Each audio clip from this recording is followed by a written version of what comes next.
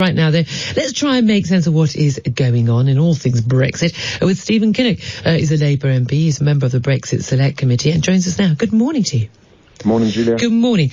Right, let's talk about where we are with the Labour Party right now, because after this meeting between the Labour leadership and trade union leaders yesterday, the move seems to be now that it wouldn't necessarily be a campaign for Remain in a general election. This is certainly what Corbyn would like, although the likes of Tom Watson, Keir Starmer, Emily Thornberry and others on the front bench of the Labour Party would want there to be clear and have stated repeatedly that the Labour Party is campaigning for Remain in the general election. And also Tom Watson, speaking today at the DUC, is going to say that he thinks there should be a second referendum before a general election, because policy recently has been, let's get a general election, that's the number one policy, and then, if and when we get a deal, then we'll put it to a second referendum. He's saying he wants it the other way round. Do you know who's actually going to win this and what the policy is going to be if and when we do ever get a general election? Well, Julia, I know I don't want to speak badly of my colleagues, but let's face it, but you're going to. It's been a shambles, and I would very much like the shadow cabinet to just lock themselves away in a room for a few days and come out when they have a single, clear, aligned position on this. But in my view, we should cut through all of this and be clear that the way to solve this mess is not through a second referendum, it's not through a general election, it's by leaving the EU with a deal. And that's why we launched the MPs for a Deal group yesterday. We're saying that there's a solid, realistic basis for a deal. We're not saying it should be a carbon copy of what came out of the cross-party talks, but it's a very solid, realistic basis that's been, in essence, landed with the EU.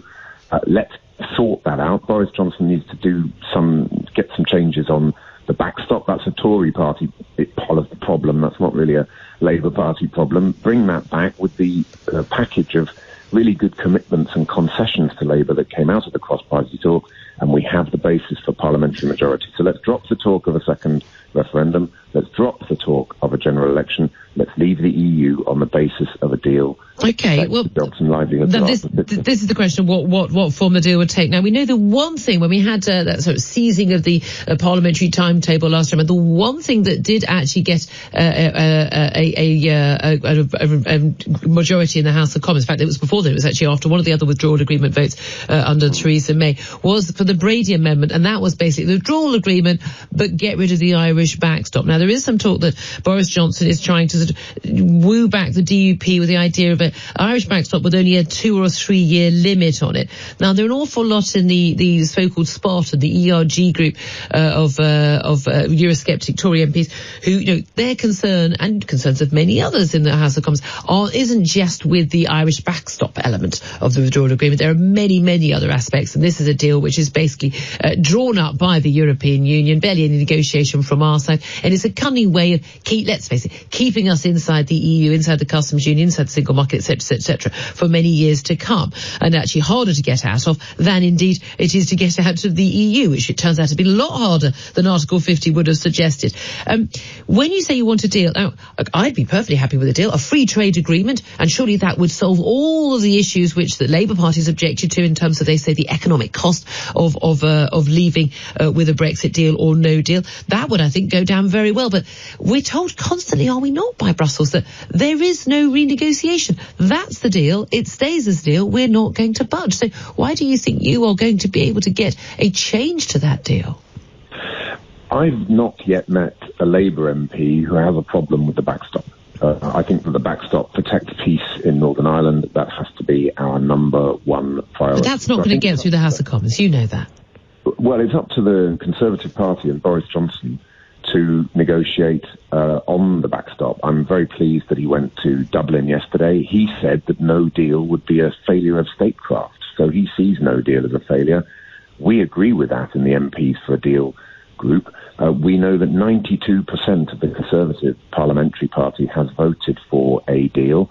Then the cross-party talks came in. I think that is a compelling offer to the Labour Party. There's plenty in there that we can and should vote for. There's a solid 30 of us on the Labour side who are ready to vote for a deal on that basis. And those so-called Spartans, they have to decide. I mean, do they want Brexit or not? Because the longer they hold out and fail to compromise at all, the more likely it is that the drumbeat for a second referendum, more kicking the can down the road, more extensions, because there isn't a parliamentary majority for no deal, will continue. So, in the end, British politics desperately needs to rediscover the lost art of compromise. Yeah, again, but it seems to me, and as a leaver, and a lot of people can have this, the compromise seems to be the idea of a compromise between what the 52% voted for and what the 48% voted for. No, a compromise about what the 52% voted for, I think a lot of us could live with, but that's not what we're being asked for, is it? And I know that a lot of the members of the ERG, the so-called Spartans,